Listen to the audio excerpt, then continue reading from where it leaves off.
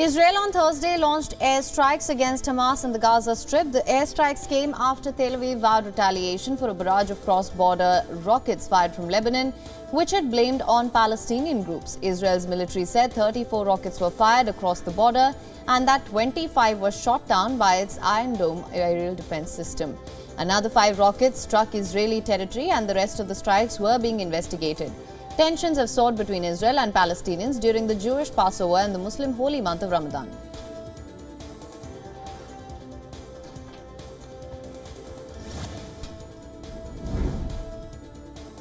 The Republican-led Tennessee House voted to expel 2 of the 3 Democratic representatives after they took part in a gun control protest. Protesters flooded the Tennessee State House last Thursday, calling for stricter gun laws. The protest comes 4 days after the tragic Nashville school shooting in which 3 children and 3 school staff died. Republicans have accused the 3 Democrats, Justin Pearson, Gloria Johnson and Justin Jones, of disorderly behavior and said that they'd intentionally brought dishonor to the House through their individual and collective actions.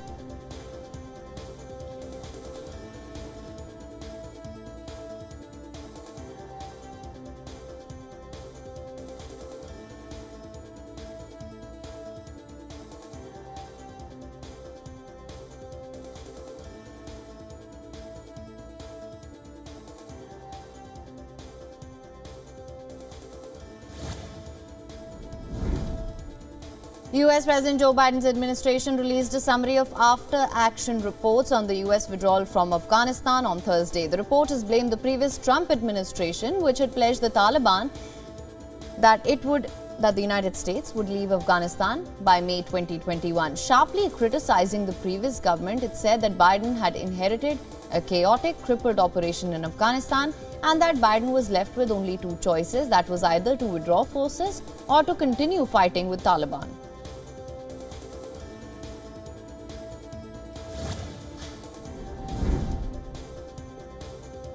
And in the latest in the Trump hush money payments saga, adult film star Stormy Daniels says she thinks former President Donald Trump should not go to prison only if convicted for concealing payments.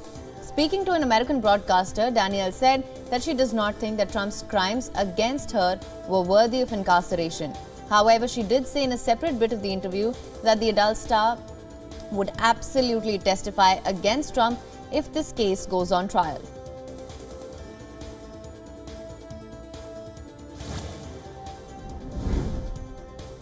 Chinese President Xi Jinping held a trilateral meeting in Beijing with French President Emmanuel Macron and European Commission President Ursula von der Leyen on Thursday.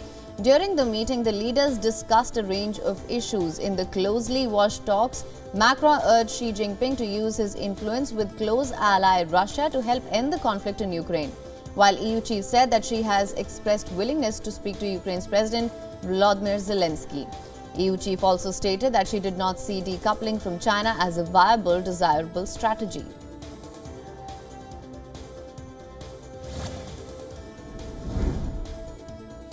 Former Taiwan President Ma Ying-jeou is expected to wrap up his historic 12-day visit to mainland China today. During his visit, which comes at a time of heightened tensions, Ma met with the head of China's Taiwan Affairs Office. He called for peaceful relations between Taiwan and China, which he said was quote-unquote the general mainstream view of Taiwanese people. Ma, who served as president from 2008 to 2016, met with Chinese President Xi Jinping in Singapore in late 2015, shortly before the current Taiwan President Tsai Ing-wen was elected.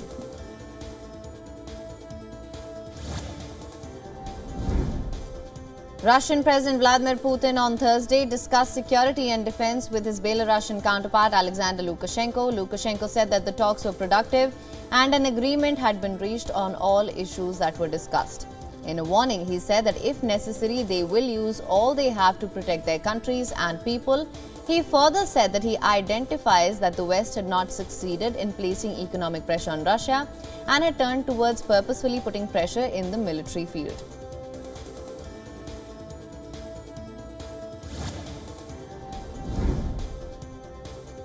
Authorities in Russian-controlled areas of eastern Ukraine have said a total of 7 civilians were killed on Thursday in 2 separate Ukrainian artillery strikes.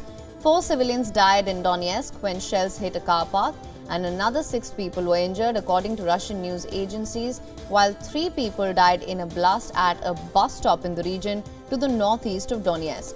Ukrainian defense officials have not yet commented on this incident.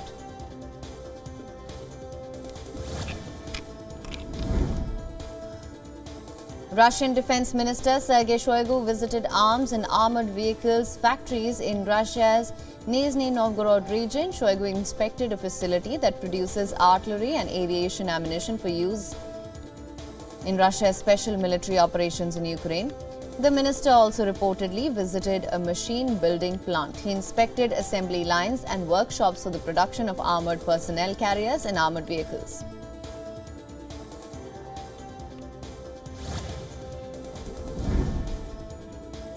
Clashes erupted in Paris during a day of nationwide protests against a pension reform bill that would see the age of retirement rise. Place-holding riot shields were pelted with objects including stones, bottles and paint. The awning of a restaurant popular with President Macron was briefly set alight as well. Protesters have gathered in huge crowds since January against the flagship reform of Macron's second term, which lifts the retirement age by 2 years to 64. Polls show a wide majority of French oppose the pension legislation.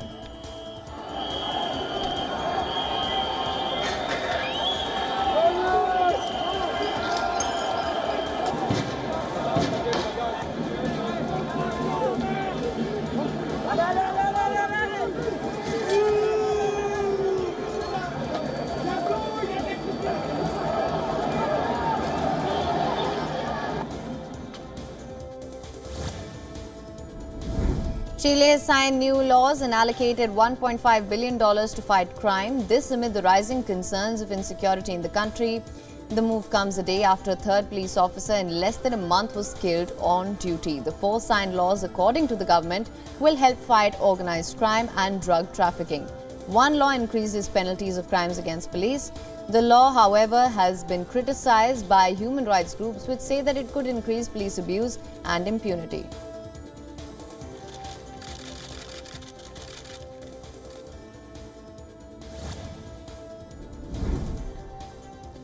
The United Nations highest court has ruled that it can hear a case between South American neighbors Guyana and Venezuela about a border dispute that dates back to 1899. The decision comes after rejection to Venezuela's challenge to the case's admissibility. The ruling was a second defeat for Venezuela's attempts to have the case tossed out. Venezuela had argued that the court could not hear the case without the involvement of the United Kingdom, which was Guyana's colonial master at the time of the 1899 border decision. The territorial dispute dates back to an arbitration award by an international tribunal in 1899 that drew the border between the 2 South American nations largely to the favor of Guyana, which was then a British colony.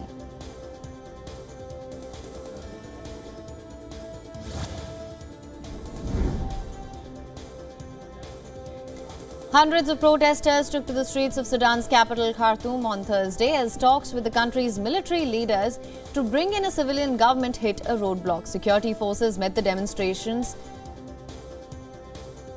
in the city with tear gas and stun grenades, and according to reports, no injuries were immediately reported. Protesters, they've also rejected any settlement involving Sudan's military leaders following the 2021 coup.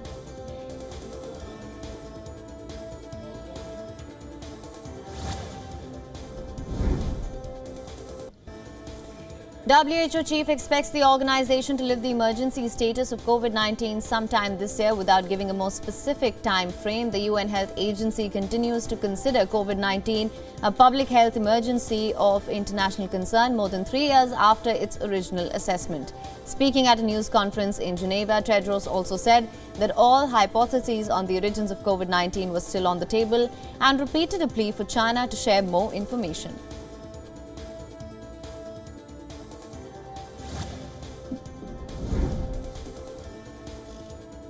A dramatic body cam footage has captured the moment officers in Indiana state of the United States rescued a baby from a burning building. According to reports, 3 officers helped rescue the baby from the 2nd floor of the burning home. One officer located a ladder at the property that was then used to reach the 2nd floor window where the baby was located. After the rescue operation, the rest of the family of 6 were safely evacuated from their home.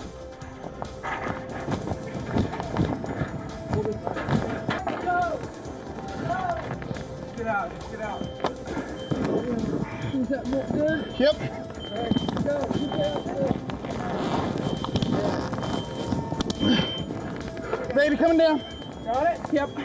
Okay. Please come out.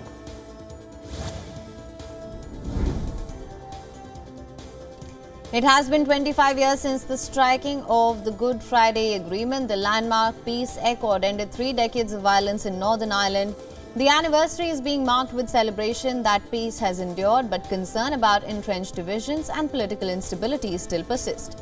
Meanwhile, the spectre of violence has not wholly disappeared. Last month, UK intelligence services raised the terrorism threat level for Northern Ireland from substantial to severe.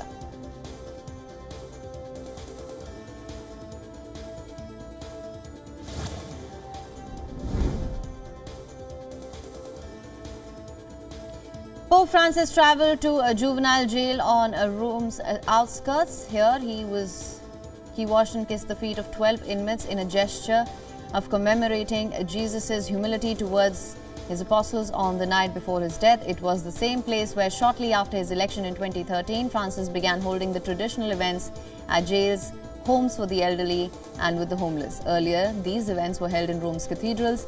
He is also the first pope to include women and non-Catholics in this service. One inmate at Thursday's service was a Muslim from Senegal.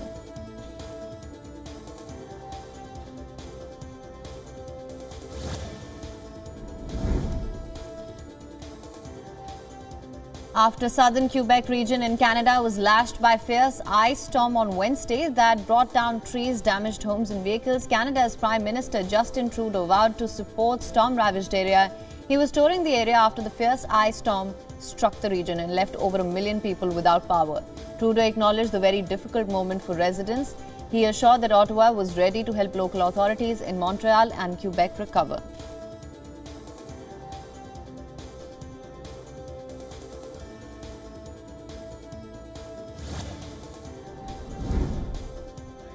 And Colombia's government is trying to speed up the evacuation of some 2,500 families living closest to the Nevado del Ruiz volcano, which is being monitored for a possible eruption. Despite the danger, some residents are refusing to leave. The government has raised the volcano's alert level to orange. That suggested a heightened chance of an eruption in the coming days or weeks. But some residents who survived an earlier devastating eruption in 1985 said that the volcano doesn't scare them. Some 57,000 people live in the volcano's area of influence, which is spread across parts of 6 provinces.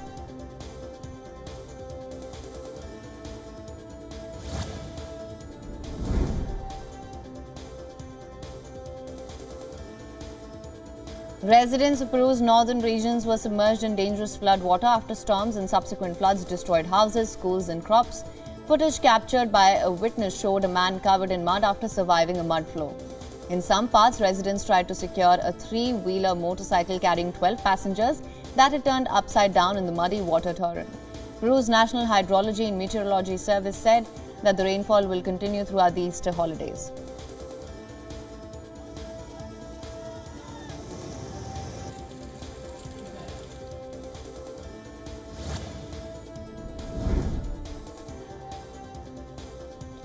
In a tribute to Pablo Picasso, Italian land artist Dario Gamberin carved out a giant portrait of himself. This was to mark the 50th anniversary of the death of the Spanish painter. Gamberin painted the portrait on a 25,000 square meter wasteland with a tractor. The artist said that he was inspired by the self-portrait of Picasso made in 1907.